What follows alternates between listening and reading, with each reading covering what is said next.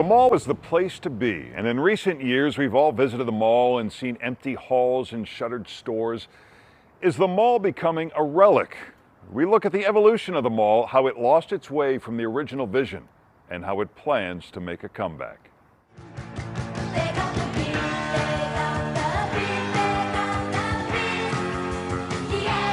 It was like the movie set of our teen years, captured so perfectly by the 1982 film Fast Times at Ridgemont High. The mall is more than just a place to buy neon leg warmers or parachute pants. It's a place of exploration. A lot of nostalgia, right? I think because an entire generation kind of grew up during that mall era. Stores here are pretty clean. The air is fresh. There's plenty of parking. A lot of fashion, a lot of apparel, some food courts, a little bit of entertainment, maybe a movie theater. And that was the model. Oh, Elle, I wish we could make out forever and never hang out with any of our friends. Lucas, stop. Will thinks it's funny because it is. Yeah, it's so It's funny. safe, your parents are not there. You can meet people that you wouldn't meet in your high school. Online shopping and COVID aren't the only culprits in the downturn of America's malls. What happened? What's next? So how do we manage that emotional journey for the customer? How do we really connect with them on a deeper level and give them reasons to get up off their couch and come join us?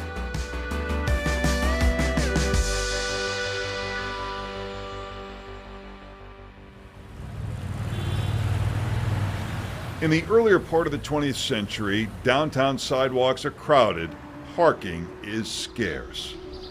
The first shopping center in America is built 30 miles outside Chicago in Lake Forest.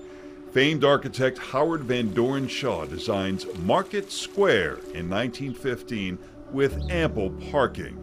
When soldiers return from World War II, people need housing. Into downtown. Michael Ebner is a professor of American history at Lake Forest College and the author of Creating Chicago's North Shore. It's a time of prosperity. People have graduated from high school, which that number went up. People went to college, that number went way up. And it became affordable and accessible to own your own home. In this century, America has become a nation on wheels. In the midst of the Cold War, President Eisenhower signs legislation to begin the interstate highway system, in part so people can evacuate urban America in a hurry, no waiting for traffic lights. As people travel the highway out of the city, they see plenty of room to grow. Maybe they can create an area where department stores can get together with shopping in the center as a destination, most of which were built in cornfields, optimistically planning on, they will come. Build it and they will come. They certainly did. Sure. Scott Sampson is the senior general manager of Centennial Real Estate Company, which runs Hawthorne Mall. He says cities sprouted up around the new town center, the mall. There's proliferated for years and years because it was a good model and a successful model for developers. And now let's see just how shopping can be fun, real fun, at this modern and convenient shopping center. Hillsdale Shopping Center opens in 1954 in San Mateo, California, featuring 130 stores and restaurants. 2 years later, the first indoor mall opens in 1956. Southdale Mall, near Minneapolis. Architect Victor Gruen designs a climate-controlled town square featuring a carousel, skating rink, and mini-golf. It earns Gruen the nickname Father of the American Mall.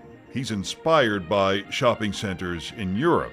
His vision was, instead of being just purely a commercial enterprise, it would have a library, it would have a museum. Tim Anderson is an architect and CEO of Focus, which develops shopping malls. He started off with a little indoor garden. It became purely a commercial space. And I think it was a disappointment to him later in life.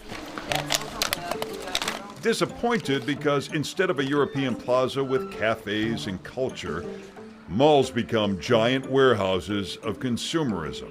They are multiplying too rapidly.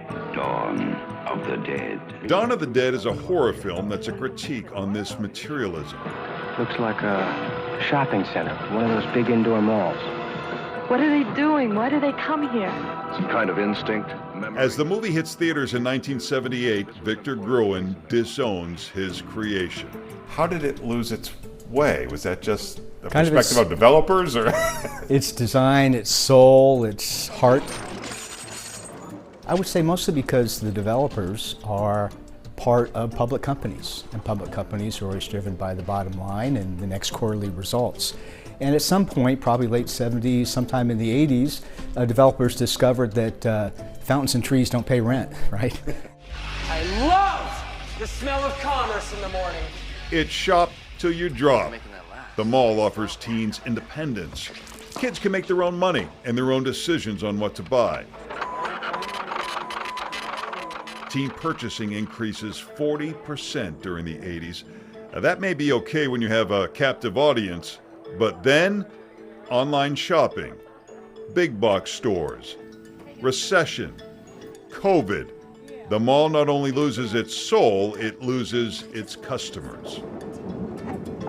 In 1982, malls peak at 2,500 in the U.S. Now there are less than 1,000. Empty malls have people feeling nostalgic for the 80s, with online postings depicting demolished malls and memories of Orange Julius or Chess King. They wanted the mall from 1990 or the mall from 1985 or the not to come back, and you know what? We could do that, but it wouldn't exist. It wouldn't survive. It has to be something else. Hawthorne Mall is one of the many that are doing something else. Scott and his team are adding more experiences. With the big department stores closing, the space is replaced by high-end apartments designed by Tim Anderson, whose design integrates the living with the shopping. You could have townhomes, maybe medical office, maybe even there's some government uses that might want to come in here. And can we really get that vision of a mini city center? I hope that would be something that could happen. Oakbrook Mall is also creating more experiences like grassy areas for kids to play and higher-end restaurants with outdoor seating. And what we're really trying to accomplish here is creating a space that people are comfortable in. Adam Tritt is the Chief Development Officer of Brookfield Properties. Back in the glory days of mall expansion in the 80s, the great thing about the mall is you could find everything you needed in there. Now there are a lot of ways to find what you need. We're now inverting that and putting a lot of energy into the exterior of the buildings. What's the curb appeal? How do you manage the emotional journey of the visitor as they arrive on site all the way to the inside? In the 1980s, kids played Pac-Man at Aladdin's Castle. Today, the mall features Ghostbusters VR. That's what makes retail fun, though, right? Is that you don't know what the next great idea is. Britton Burridge is also with Brookfield Properties. Higher-end malls like this one are thriving, the rest, not so much. Great malls are doing really great, right? There's others that maybe have fallen by the wayside, right? And there's ones in the middle that you need to sort of reinvest in and reinvent. They're listening to the customer. You can buy clothes at the touch of a button without circling the parking lot. Consumers want community. It seems Victor Gruen was right. After 70 years, the American mall is finally evolving into the town center he once envisioned.